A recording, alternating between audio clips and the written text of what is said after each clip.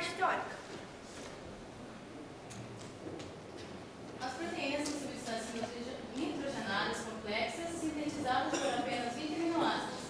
São formadas a partir de 100 aminoácidos que podem repetir-se e se ligam através de uma ligação química chamada peptídeo.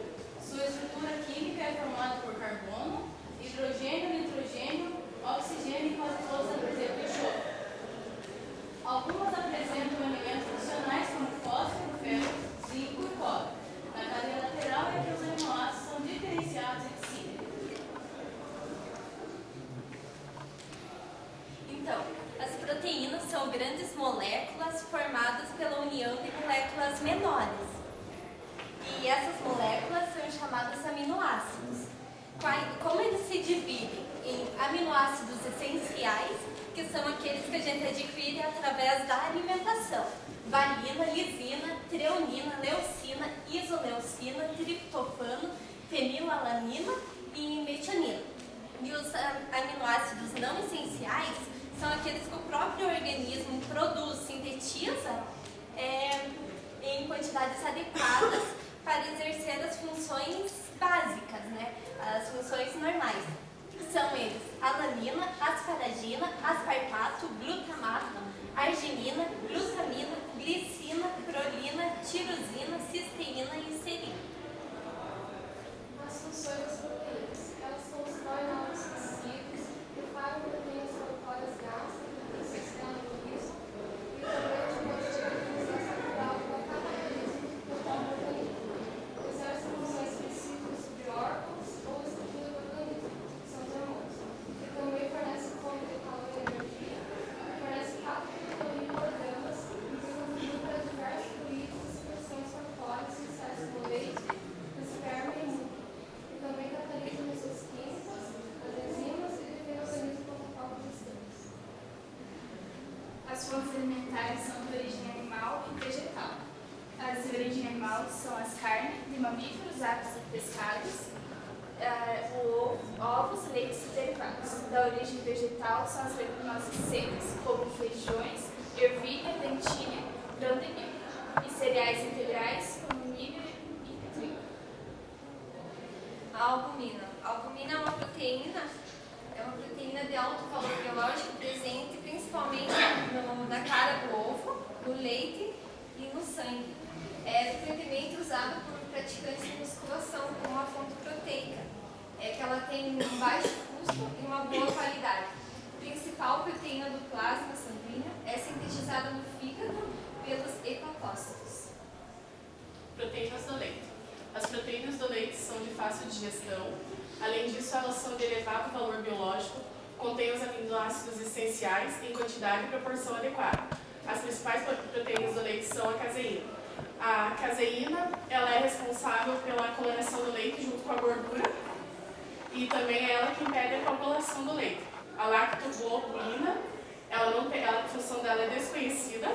A lactoalbumina, ela pode auxiliar atletas que ela auxilia para diminuir a dor muscular para quem faz exercícios prolongados.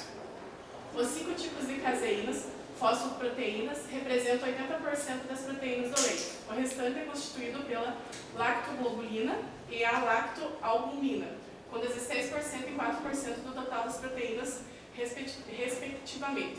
Outras proteínas, como, por exemplo, as enzimas, as imunoglobinas, que elas fazem parte da lactoglobulina, que elas auxiliam no sistema imunológico, e os hormônios são encontrados em pequenas quantidades.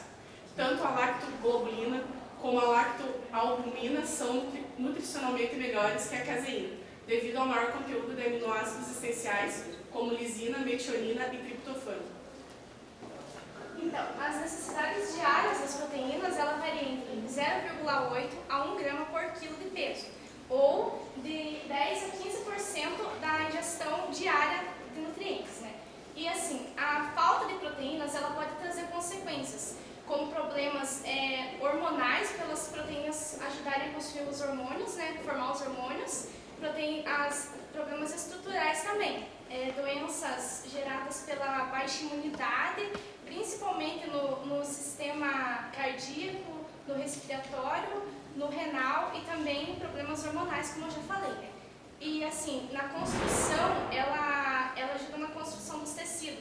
que faz com que pouca proteína faça queda de cabelo, ou então dificulta também a cicatrização e as unhas ficam mais fracas, e crescimento retardado, que demora mais para crescer, no caso de crianças, assim.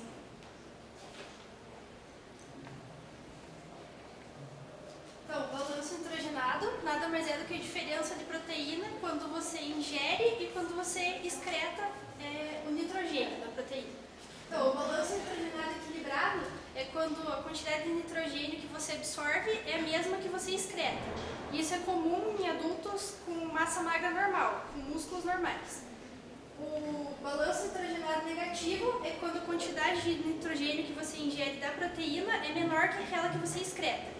E isso, como exemplo, é quando você está em estado de jejum ou quando está com alguma doença, como o HIV e o câncer. O balanço nitrogenado positivo é quando a quantidade de nitrogênio que você ingere ela é maior do que a que você expele do teu organismo. E um exemplo de pessoas que têm o balanço nitrogenado positivo são as mulheres grávidas, as crianças em fase de crescimento e os atletas que querem ter hipertrofia muscular.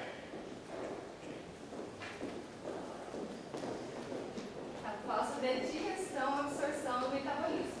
A digestão das proteínas começa no estômago e, devido à presença de ácido clorídrico, desnatura as proteínas, destrói as ligações de hidrogênio da estrutura química. Com isso, as cadeias proteolíticas perdem a forma e ficam mais acessíveis ao ataque das enzimas. A enzima pepsina transforma as proteínas em moléculas menores, hidrolisando as ligações peptídicas. No intestino delgado, as proteínas sofrem a ação das enzimas produzidas pelo pâncreas, que é a tripsina, quimotripsina, elastase e carboxipolipeptidase. Após os peptídeos e aminoácidos absorvidos, são transportados ao fígado através da veia pórtica. Apenas 1% da proteína ingerida ela é excretada nas fezes. Os aminoácidos, eles participam na construção e manutenção dos tecidos, eles formam as enzimas, os hormônios, os anticorpos e fornecem energia. E também na regulação de processos metabólicos, anabólicos e catabolismo.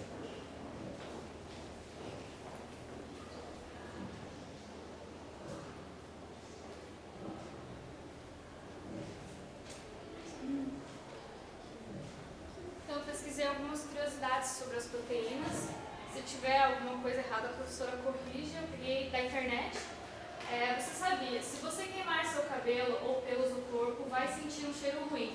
Esse cheiro é devido ao enxofre presente nas proteínas do cabelo. Então, como vocês viram, na cadeia estrutural da maioria das proteínas, o enxofre está presente e no cabelo também o enxofre está presente. Então, quando a gente queima ou algum pelo do corpo, a gente sente esse cheiro ruim devido ao enxofre. Dietas muito ricas em proteínas provocam perda de cálcio, acarretando maior risco de osteoporose. Há muito mais proteínas nas fontes animais do que nas vegetais. Então, nas proteínas animais tem muito mais proteína do que nas vegetais. Então, seria preciso a gente comer, um exemplo ali que eu dei, muita soja para a gente alcançar o nível de proteína de uma carne vermelha. Em compensação, os vegetais têm um índice de fibras muito maior. Né? Então, o amendoim ele é 30% formado por proteínas nas sementes. E o óleo é 50% que forma o amendoim. Ele é uma fonte vegetal com bastante quantidade de proteína e ele consegue amenizar a carência de fonte animal em regiões pobres. Daí eu vi que nessa reportagem dizia que na região do Nordeste, onde eles são mais pobres, assim, que eles não têm muita condição de comprar carne, peixes tal, e derivado, eles colocaram nas escolas o amendoim para substituir a carne. O amendoim ele não é ideal para quem quer emagrecer, 100 gramas do alimento ele tem 544 calorias. A dieta pobre em proteínas, como já foi falado aqui, durante a gestação, ela oferece risco para doenças complexas na fase adulta. Então, a mulher que está grávida, ela oferece esse baixo consumo de proteína para gerar indivíduos mais fracos. Então, no crescimento do bebê, quando ele for crescer, ele vai ter um baixo índice de proteína, ele pode ter um crescimento retardado. Aí esse slide eu não recomendo que vocês comam, né? Só que eu achei interessante porque eu vi na internet que a semente da maconha ela é rica em proteína. A informação nutricional, cada 100 gramas ela tem 25% de proteína. E 35 é formada de carboidrato e 35 de azeite, que são os ácidos essenciais, que é o ômega 3 e ômega 6. E totaliza 380 quilocalorias aí a quantidade de 100 gramas da A semente. semente, né? Deixar bem claro, né? Deixar bem claro, né? Na Deixar bem reportagem claro lá, que é a semente, né? Porque É a senão- semente da maconha. Na reportagem até dizia que não é mais usada assim, é só uma coisa de curiosidade. Aí eu vi também que tem eles estão fazendo uns estudos sobre as proteínas, uma proteína que é retirada da pele de uma espécie de um sapo, que já está sendo estudado para curar o câncer, e alguns tipos de câncer. E também uma outra proteína já foi testada em macaco para curar AIDS, e curou a AIDS nas espécies de macaco, só que em humanos ainda não foi testado. É isso desse slide, agora a gente vai apresentar o teatro.